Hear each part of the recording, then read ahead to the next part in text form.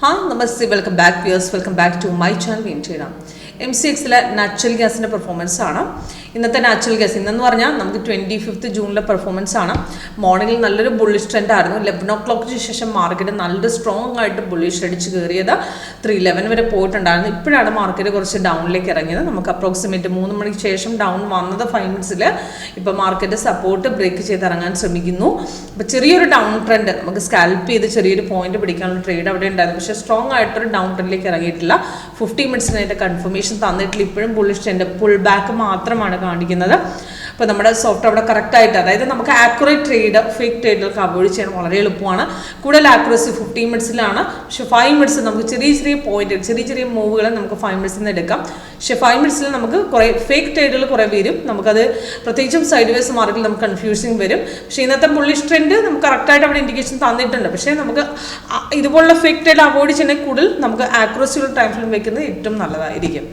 ഇന്നത്തെ നാച്ചുറൽ ഗ്യാസിൽ നോക്കുകയാണെങ്കിൽ ഫസ്റ്റ് 15 മിനിറ്റ്സിൽ നമുക്ക് മോർണിംഗിൽ തന്നെ നമുക്ക് 9:20 തന്നെ നമുക്ക് ഇൻഡിക്കേഷൻ കിട്ടിയിട്ടുണ്ട്. മോർണിംഗിൽ പെട്ടെന്ന് അടിച്ചു കയറിയാണ്. കാരണം തലേ ദിവസം ഓൾറെഡി ബൈ ഇൻഡിക്കേഷൻ ഉള്ളത് കൊണ്ട് അത് അടിച്ചു കയറിയ മാർക്കറ്റ് പെട്ടെന്ന് അടിച്ചു കയറുകയായിരുന്നു. പക്ഷേ അവിടെ നമുക്ക് പെട്ടെന്നുള്ള കയറ്റമായിരുന്നു, നമുക്ക് അവിടെ എൻട്രി കിട്ടില്ല. അതിനുശേഷം മാർക്കറ്റ് നമുക്ക് ഒന്ന് ചെറിയൊരു ഡിപ്പ് വന്ന ശേഷം 11 o'clockനാണ് കറക്റ്റ് ഇൻഡിക്കേഷൻ കിട്ടിയത്. അവിടെ 306 മാർക്കറ്റ് കയറി. അവിടെ നല്ലൊരു അപ് ട്രെൻഡ് ഉണ്ടായിരുന്നു. ഓൾമോസ്റ്റ് നമുക്ക് 2:30 വരെയൊക്കെ മാർക്കറ്റ് കയറിയിട്ടുണ്ട്. നമുക്കിപ്പോൾ അത് 1 മിനിറ്റിൽ നമുക്ക് കാണാം. ലാസ്റ്റ് ട്രേഡ് കിട്ടിക്ക് 3 മണിക്ക് ശേഷമാണ്. അവിടെ നിന്നാണ് മാർക്കറ്റ് ചെറുതായിട്ടൊന്ന് ഇറങ്ങിയത്. പക്ഷെ അവിടെ താഴത്തെ ബാറും തിരിച്ച് നമുക്ക് തിരിച്ച് കയറിയിട്ടാണ് പിന്നെ ഇറങ്ങിയിരിക്കുന്നത്. അപ്പം സെല്ല് ഇപ്പം കൺഫേംഡ് ആണ്. നോക്കുകയാണെങ്കിൽ കൺഫർമേഷൻ കിട്ടിയിട്ടുണ്ട്. പക്ഷെ സപ്പോർട്ട് അടിച്ചിട്ടില്ല. ആ ഒരു ക്യാൻഡിൽ തന്നെ പെട്ടെന്ന് അടിച്ചിറങ്ങുമായിരുന്നു. ഇവിടെ നമുക്ക് ആ മോളിൽ നിന്ന് നമുക്ക് സ്കാൽപ്പ് ചെയ്ത് ചെറുതായിട്ടൊരു പോയിന്റ് എടുത്ത് പെട്ടെന്ന് എക്സിറ്റ് ചെയ്യണം. പക്ഷെ ഇതൊരു പെട്ടെന്നുള്ള ഡൗൺ ഇൻഡിക്കേഷൻ ആകുമ്പോൾ ഇവിടെ നമ്മൾ ട്രേഡ് എപ്പോഴും റിവേഴ്സ് ചെയ്യാൻ സാധ്യതയുണ്ട്. ഇതുപോലുള്ള ട്രേഡുകൾ എടുക്കാതിരിക്കുന്നതാണ് നമുക്ക് നല്ലത്. അപ്പം അതിൽ ഏറ്റവും ബെസ്റ്റ് നമുക്ക് 15 മിനിറ്റ്സ് ടൈം ഫ്രെയിമാണ് കുറച്ചുകൂടെ ആക്യുറസി.